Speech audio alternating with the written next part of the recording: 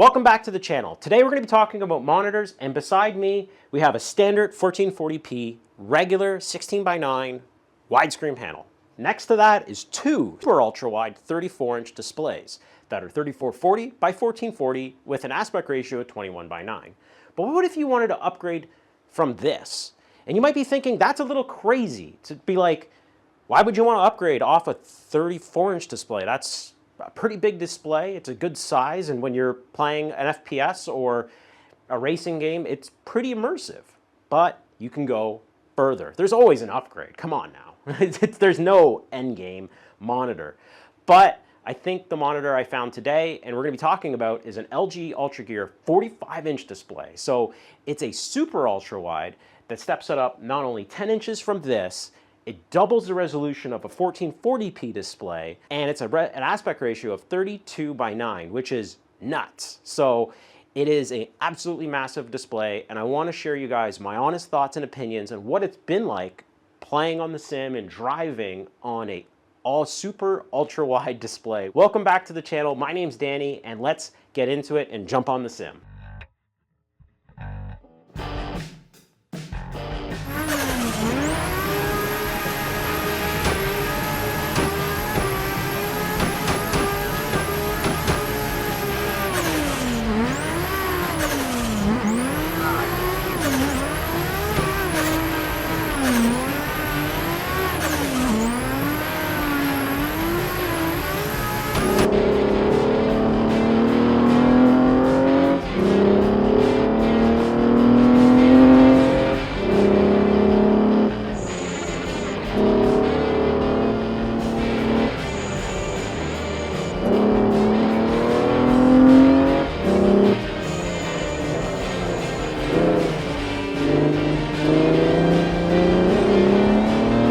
Get started, I just want to add a little bit of context in showing the physical pixel-to-pixel difference of 32:9, 21:9, and 16:9 in a first-person situation, such as Cyberpunk.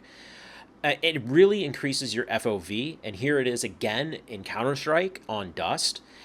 It really, really increases how much more you can see, and that's why I really like a super ultra wide when it comes to racing. And here is a whole bunch of different versions of aspect ratios and monitor sizes. Let's get into the physical comparison. Let's do a physical monitor comparison, starting from the smallest and working our way up to the largest. This is a Asus 27-inch monitor that's 1440p, 16:9 aspect ratio. The model is an Asus PB27 8Q. It's a much older monitor. I've had it for a very long time, and it's been fantastic. Only 60 hertz. It's IPS, which is cool, but as a gaming display, it leaves a lot to be desired. Talk about this physical size of this one. It's got 1-inch bezels. It's 25¼ wide by 15¼ tall. So having these thick bezels, back in the day, these were actually pretty thin. To today's standards, they're pretty fat. It's got DisplayPort, it's got HDMI, it's got DVI. On the back, you get your VESA mount, and all your ports plug in to the bottom. Also, this has an internal power supply, which is really nice. Moving up to the 34-inch ultra-wide. Now, this is a Scepter monitor. When I bought this, this was the cheapest monitor that fit the bill for the specs that I wanted. Ultra-wide? Yes. 34-inch? Yes. 3440 by 1440 and a high refresh rate of 165 hertz? Yes, yes, yes. And it's a VA panel, which is fine for sim racing. Let's take a quick look at the measurements of this panel. So across this panel is 31¾ wide. So we went up from 25 to 31.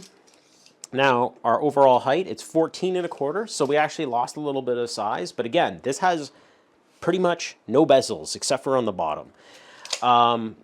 For monitor stand, this is a little bit more basic. It just tilts this one. It's got some accent RGB lights. Also, I didn't mention the model of this. This is a Scepter 34B-QUT168.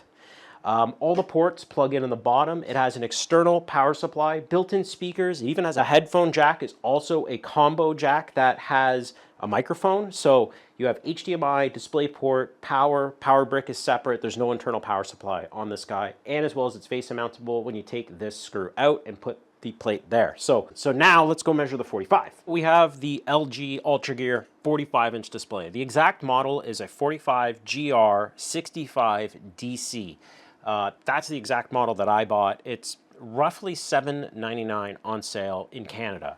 I was eyeing this out for a while. This between the Samsung G9 Ultra Gear, that's a 49-inch display. This is a 45. The same resolution. They're very similar. This is definitely cheaper. This being a VA panel, it's pretty good. It's 200 hertz, 1500 R curve. It's got DisplayPort, it's got a USB hub. It has a really nice stand if you don't mount it on the arm. Now, one of the downsides I did notice with this display was instead of the ports coming up on the bottom like the rest of my displays, the Asus and the Scepter, this one, they're kind of like this, and I'll show you a picture. So I had to modify my VESA mount and cut a giant C into it, which made installation take a little bit longer, and I kind of adjusted where I sit. So when you're in the rig, the screen isn't super close, but it feels at a good height. So when I'm shifting, I don't feel like I'm gonna punch the display by accident. And let's just measure the physical size compared to the other displays. So this display across, I'm gonna be really careful, is basically 42.5 inches wide. And then measuring the actual size for height-wise, it's, let's say, 13 inches tall. So it's the most narrow display out of the three, but when you have it in front of you, you don't notice it. I didn't notice the drop in size from the basically in viewable height from the 34, but now I'm interested to see what it's gonna look like when we mount all three displays on the panel. I'm not changing where they're located. I'm just gonna unbolt it, mount it on the VESA mount, stick it back on, plug it in, and drive. Let's see what that comparison gets us.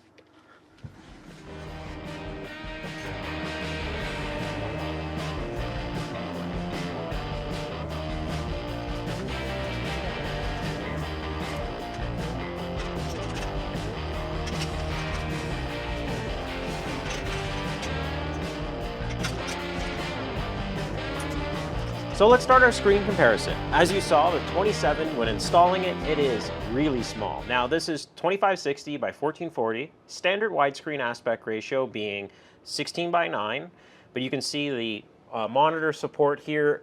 There's tons of it exposed. This is as wide as the chassis.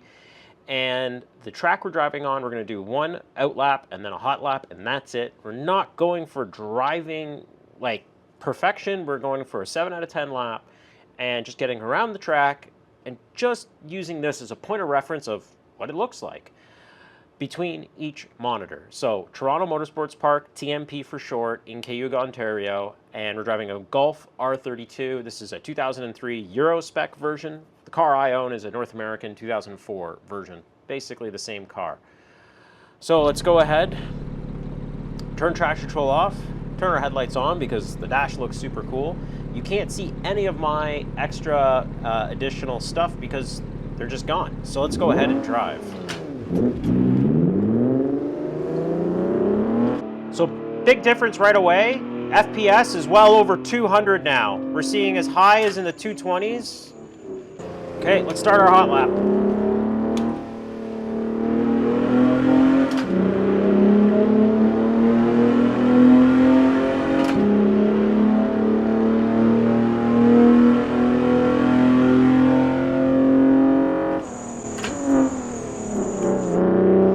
I got too eager and downshifted early. See, big FPS drops. I don't know what's going on. I do have a lot of stuff open on the background. But it's only happened on this display.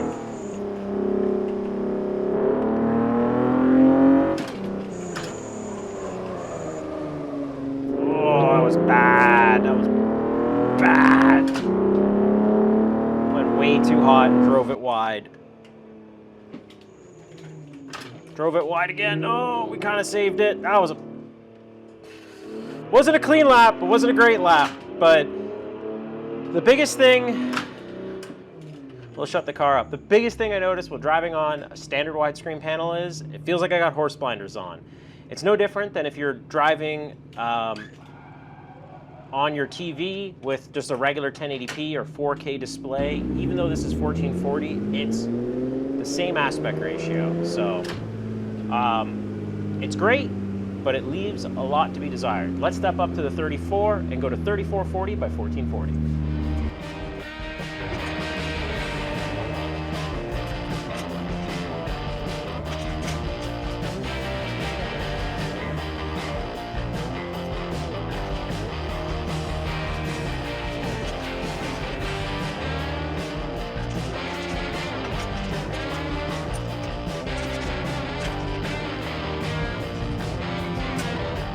Now we're on the 34-inch display. We have a resolution of 3440 by 1440, and it's 165 hertz versus 60 hertz.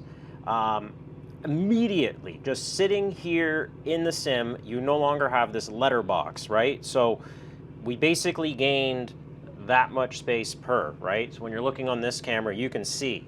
It's like, whoa, look how much that more space you gained. And we're not looking at it with horse blinders. So let's go do a lap.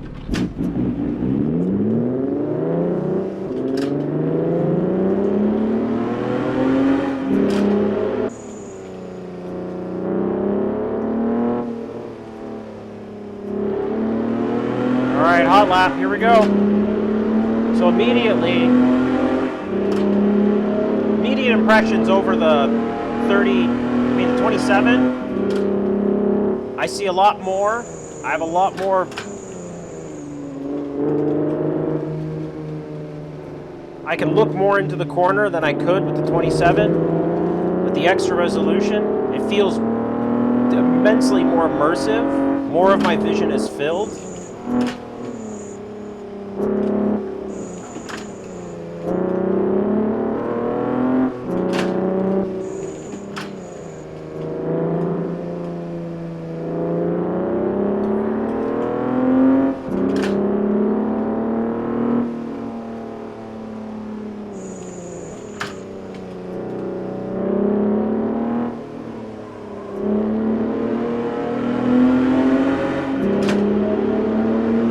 That was an okay lap.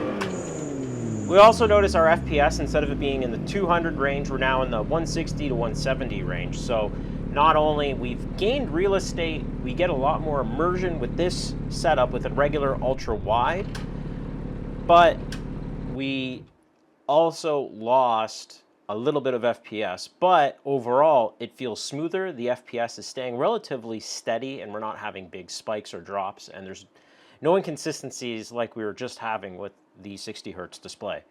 Now, let's go upgrade to the 45.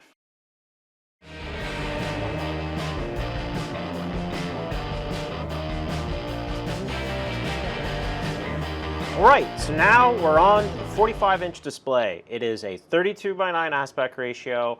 It is 5120 by 1440, and immediately our FPS on the standard widescreen was over 200, fluctuating in the high, like fluctuating around. But now, and then on the regular ultra wide, we were in the 170s, and now we're at 126. So it's a big difference. As you can see, the FPS just kind of tanks as you go up in resolution, but immediately sitting here at the pits, and you can see from this camera, it fills my field of vision, and that's what I wanted.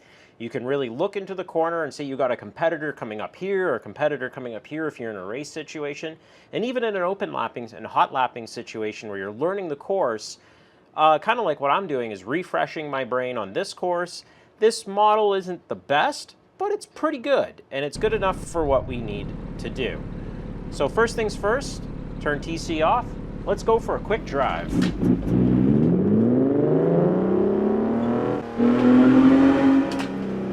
And another thing I should mention too is, as you see the resolution, it's harder and harder to fit it in a 1080p canvas. So, but you can see how much I can see now is insane.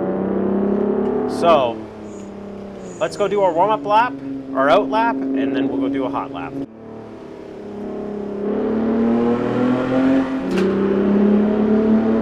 All right, let's do our hot lap. Also, the FPS is up to 134. 130.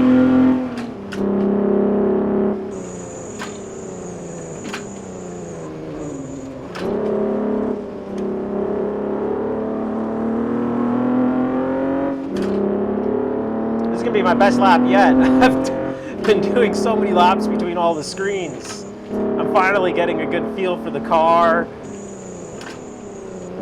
and just AC in general. It's not a great lap, but I keep screwing up that corner. It's my smoothest yet, I think. It feels it. Oh. Come on. Come on. Oh god, I'm too hot, too hot. We're gonna hit the wall. We're gonna hit the And let's just quickly talk about it. Initial impressions. You can see the field of vision is insane. You can see so much better. And just doing literally 2 laps between each display is crazy. It's the change and just that immediate change of driving each screen on the same track with the same car in the same settings is really cool comparison to see in person from my point of view and sharing it with you. So I think this gave you I hope this gave you a good comparison of what it's like from driving from a 16:9, which is literally this, to then going all the way to a 45-inch display. It's a massive jump, and it blows my mind. Anyways, let's conclude. Well, let's wrap up today's video. The 45-inch display is an absolute game changer, and having the display side by side for the first time and actually driving the same track with the same car and same conditions and trying to replicate everything the best I can and then driving everything side by side was a really cool experience to do. I would love to do that with also a set of triples. I have driven with triples before, like, and when I say triples, I mean triple monitor display. And it's very immersive. You get to feel that full field of vision and you get full wraparound effect. Now this, I would say, is a great happy medium. Not only I was able to do this entire video in one afternoon, and swapping out the displays was super easy because all you had to do is a power and a display port, set your resolution, and you're off to the races. So I really like that from a simplicity standpoint. It takes up a very small amount of floor space. Now, I did not mention today VR. That is also one that's popular but not huge. And I have a really old Oculus Rift, and I just don't use it because the screen door effect for me is just, it makes it very difficult to see. And I find this, it works better for me. I have better visual clarity, and it's at a higher resolution. FPS is fine since it's well over 100. And overall, it works really well. So let me know in the comments what you guys use for your monitors and what you plan on using and maybe in your own future setups. But for me, I think right now, after 2 years of using the 34, the 45 was a well worth upgrade. Sure, it was expensive, but it was a lot cheaper than going triple screens, buying a high-end VR, or buying a super high-end 45 or even 59-inch Samsung display. I think this LG really hit the nail in the coffin. Let's go drift north course quickly, hit some laps, do some third gear, and see you guys in the next one.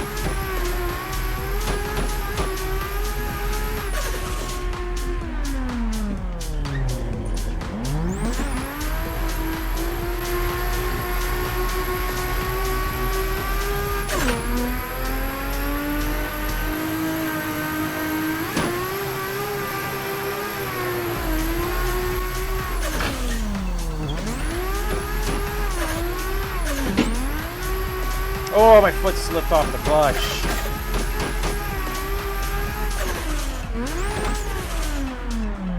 All right, we're done.